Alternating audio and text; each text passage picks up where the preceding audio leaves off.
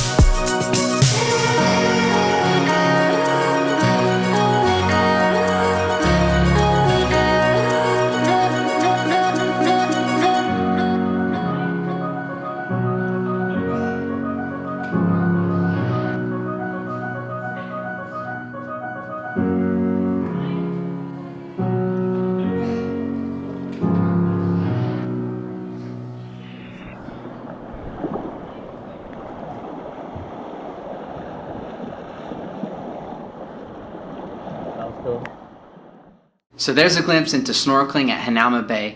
It's definitely worth a visit if you're on Oahu and you're looking for places to snorkel. And even if you're not snorkeling, check this beach out. It's absolutely breathtaking. Some things to remember are the beach does have lifeguards, so if you're more of a novice, that's an added bonus. And definitely stay close to the lifeguard stands if you don't feel very comfortable, and just be aware of that. There is a small entrance fee to get in, and you do have to watch a video before you're allowed to walk down to the beach area. I hope you enjoyed the video. If you did, leave it a thumbs up, and if you're new to the channel, go ahead and click that subscribe button. Thank you.